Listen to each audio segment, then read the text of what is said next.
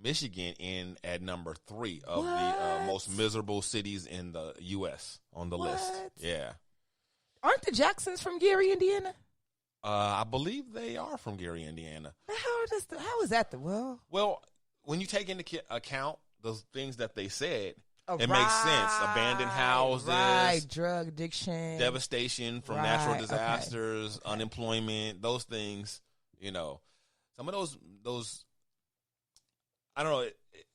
Again, I don't think this is a perfect science. I feel like it's better than the first one. Definitely. But it's still not a perfect science because small town life, you know, in these Midwest places, whatever, it can be really nice. You don't have the same opportunity that you do in the big city, and that's what's bringing the score down a lot. Mm-hmm.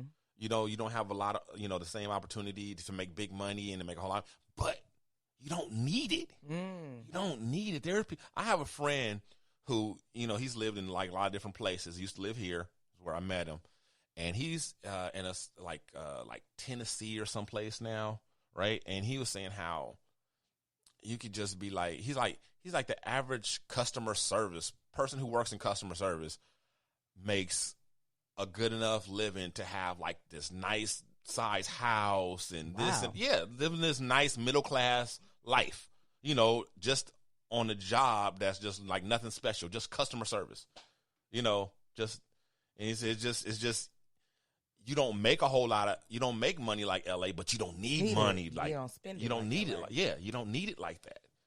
So I feel like that whole opportunity thing can kind of be, you know, it kind of skew to the negative unfairly. Yeah. And like you know. Yeah. Because I don't think Gary, Indiana is probably, you know, the most miserable place in the U.S.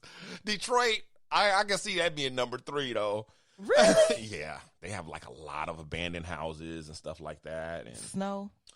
There's snow. Yeah. It's like it's a pretty poor city, and when the car industry kind of left, that kind of left it devastated. Right. It's never really recovered. Right. Like you could buy houses in Detroit still for like what you buy a car here, you know. Wow. Yeah. Wow. I know it's a lot of farmland and stuff up and over there too. So it's probably that's so crazy. Yeah, it's a trip. It is a trip. It's a trip. That's one of the reasons why traveling is so good. It opens up your perspective and broadens your horizons. You really get to see how life is other places, and you get to compare and contrast, and you know, it's a lot of interesting things going on. A lot of different things. True. So, we finally have proof that soda kills. What? Mm-hmm. We have proof. It proved over in Lima, Peru. Two teenage McDonald's employees were killed by soda. What? Yeah. Wait, so what, is there something in the soda that's killing people? No, they actually... The aspartame. The poor kids, they were actually cleaning the soda machine and got electrocuted, and they died. They were actually a couple, 18-year-old Carlos and... 19-year-old Carlos and 18-year-old Alexandria. Wow. Were a little Peruvian couple, teenage love, working together at a McDonald's. Mickey D's. And they were cleaning the soda machine, and it malfunctioned, and it electrocuted them, and they died. Wow. Just a week before Christmas. Do we know what? They don't know. They shut down that company. It's called the Golden Arches in Spanish, and they operate all of the McDonald's in Peru and some other Latin countries and Latin American countries, and they shut down like all 29 of their locations while, you know, they had, you know, they're investigating to find out what went wrong and, you know, what exactly happened, and make sure it's not something that's going to happen at their other stores. Yeah, but that seems a little bit unorthodox to shut down all 29 locations. I guess, you know, when two kids die a week before Christmas, you know what I mean? I guess you don't want to take any chances. Sometimes it's better safe to be sorry. I guess so. You know I guess what I mean? it is. I mean, you know, it doesn't hurt to close them all down. Yeah. Definitely close that one down. Yeah, so, and I wonder if it's the machine itself that they're worried about. I don't know. So, and we don't know how long it was closed down. They might have just closed, you know, them down for a day or two, but who knows? But they did close them all down, they said, so. Wow. Yeah. I wonder if there was the soda machine that electrocuted them, and if it's something wrong with the soda machine. Could have been the soda machine. Could have been the wiring. Because, you know, Peru is one of those, like, third world countries, and a lot of times their craftsmanship over there in those countries is not what it is up here. They don't have the same building codes. And that's why when they have earthquakes in those other places it's that devastating. are smaller, the things that we don't even get up out of bed for, right? It's like it's in ruins. Yeah, you know. Yeah, wow. Okay. Yeah, because they, you know, and they still use a lot of masonry, you know, like bricks and things like that in those countries. A lot of, you know, which when they have an earthquake, you know, that stuff is just it wreaks havoc. Crumbles. Yeah, it wreaks havoc. So. Oh my goodness. Well, sorry for the loss of those two Peruvian couple. I know, That's huh? so sad. Young kids just getting started. What a freak accident, right? And to take both of them, right? That was my next thing. Like, how did that happen? How did that happen? Who grabbed who? Because if one person's getting electrocuted and then I grabbed you, then you get electrocuted too, right? Well, I'm thinking maybe there was like liquid on the floor, and they were both standing near the machine, because they were cleaning. And I've seen those machines cleaned at times or serviced, and there's a runoff. You know, there's like the trap down there and stuff like that. The area gets wet. Yeah, it definitely gets wet, and so I could see maybe them standing in some kind of puddle of water or soda, something like that, and then you know, the machine. Wow, the electric current. Yeah, the current just, you know, takes them both. You know, that's how I imagined it in my mind. Anyway, I don't know for sure, but yeah, that makes a lot of sense. Because I was like, how did they both get electrocuted? That is a crazy freak accident. Anything can happen. Yeah, anything. So, a Kirksville professor and church elder is in trouble. Yeah. Where's Kirksville? Kirksville is in St. Louis, Missouri. Oh. And it is, I'm sorry. It's not in St. Louis, Missouri. St. Louis is a city. Near Missouri. Right. So it's in Missouri. It's in Missouri, near St. Louis. I'm not sure if it's near St. Louis, but it's definitely in Missouri. Oh. That's where it is. Okay. So, yeah. So, Kirksville, and this professor, he's a professor of communications at a local college and a church elder, has gotten in trouble for soliciting some of the young men at the college for sexual favors. Ooh. Yes. What? Yes. Yeah. Kirksville got it cracking. Kirksville actually sounds like a gay-friendly place. Kirksville, doesn't it? Is that where Kirk Franklin lives? I don't know.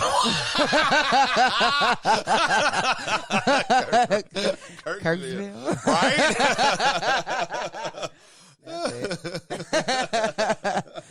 Well, yeah, it would make a lot of sense. So he's going on Grindr, and his handle was DILF. I cannot. What is wrong with these people? He's going on Grindr as DILF, and he's trolling, looking for these college students. He's, saying that he wants to have a sugar daddy relationship with them, which I kind of feel like he's kind of on the borderline of illegal. You know what I mean? Oh, my God. But he does actually get a little more explicit. He offers, sexual, or he offers gifts for sexual favors. Like, he tries to lure. I think he's talking to a cop, and he tries to lure the cop with a promise of gas and wait, gas, and get this, an Arby's card. Remember we were talking about Midwest towns? You don't need money like you don't need money. You don't need money like that. This so is Kirksville, right? And he's a college student. You see what I'm saying? Right? I was thinking, like, when predators prey on little kids, they're like, "Hey, you want some of this candy, or you want this toy?" When you prey on a college kid, so when the police swooped up on him, he tried to evade them, but then he pulled over and he said, like, "Well, I wasn't trying to solicit any underage." Anyone underage. And they were like, well, yeah, that's true, but you still can't offer, to pay for sex. So, and you probably should stay away from the whole gifts and all this. He's like, you walking a fine line, bruh. Like, you walking a fine line. Like, you are jumping out these loopholes, buddy. yeah. It's like, okay, like skirting the age thing with the, college 18. Okay, they're all. And he's a professor. He's a professor So all he of does, communications. All he does all day is look at tenderonis as they come in and out his classroom. And he's a professor and a marriage counselor. Yeah, I believe he's married as well. Yeah, I think so. Oh, wow. Yeah, I think he's married. So. Wow. Not good for this minister. Totally all bad. Yeah. For this teacher / elder. Yeah, I was going to say not just the minister, but an elder. An elder of You've the church. been Like, in that church. Yeah. Yeah. So I wonder what his congregation is going to have to say about this. Ooh. Yeah, small towns. An Arby's card and some gas money. Arby's card and some gas. Okay. And he's like, I'd love to be a sugar daddy. Not with an Arby's card and gas money, you can't. Well, maybe in Kirksville. Maybe, I don't know. Well, maybe that's just, just in the beginning stages. You gotta, just to wet his whistle. Right, and then right. Once he gets in, once he catches them, then he whips out the big guns. Okay. Then it's like, sizzlers. And, right. That's how they say you got to do it. You got to start small. And if they go for a little fish, then you jump on them with the big one. Right. So. You can't just show her, you can't just go all out on the first, transaction. Do we know how many people that he's actually solicited? Yeah. No, they didn't say that. Wow. So all we have to do is just imagine all the people out there in Kirksville with Arby's cards and gas money. All the kids. Oh. All the kids. Yeah. All the college kids, boy. So, wow. Yeah. Yep. Was he a teacher at a university or just a small? It didn't say the size, whatever, but I believe it's a university. Wow. So, wow. Yeah. Wow. Mm-hmm. Well. Yep. Got to be more careful. And you got to do better. Arby's card, that's not enough. I don't care if you live in Kirksville or not. That's not enough. Arby's ain't that good. It's not. Arby's is, I don't get it. My wife loves Arby's. Really? Yeah, I don't get it. My mom, too. Don't get her with a roast beef sandwich. Like, oh. Yeah, I know. Yeah, I don't get it. They got the meats, do they? They got the meats. Well, for sandwiches. Apparently for the professor at a church elder. He got the meats.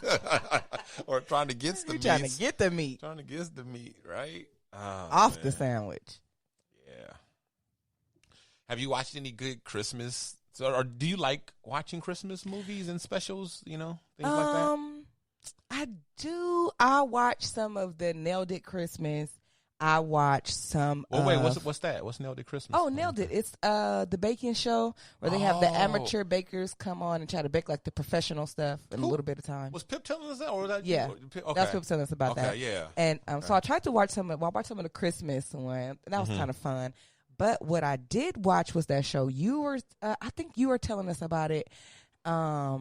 It's the show, and you said you wonder if they're going to do it around Christmas time every year because it played that way. Right. About the family reunion type of thing. I started to watch that, too. And which one? Because there's a couple of them. Yeah, that's what I noticed, too, on Netflix. It was a few, so I wasn't sure which one it's called. Is it Family Reunion? With the twins from Sister? Was it Tamia and Tamara? Not her? Okay. Yeah. It is with Tamara. Okay. Tia or Tamara? Yeah. You're right. Right. Okay. Well, that show, I happen to know about that show because that is a Netflix show, right? And it's independent of Christmas. It's a Netflix show. She has a show on Netflix. Okay. And they did a special episode for Christmas. That's what you saw. Oh, okay. Right. Okay. Right. So that's what's going on with that one. Okay. But yeah, the one I was talking about on Netflix, because one was on Netflix and one was on Hulu. The one I saw on Netflix was called Happy Mary Whatever. Oh, okay. With and I called her Gabrielle Bouvet, but it's Garcelle Bouvet. Oh. Garcelle Bouvet is her name. I called her the Gabrielle girl. Bouvet. Yes. Yeah. Okay, I know who Gabrielle Bouvet is. She was in Jamie Foxx show. Right. Yes. Fancy. Right. Yeah. Beautiful, and I've never met her, but I have friends who Weasel met her. Oh, okay. And I have some other people who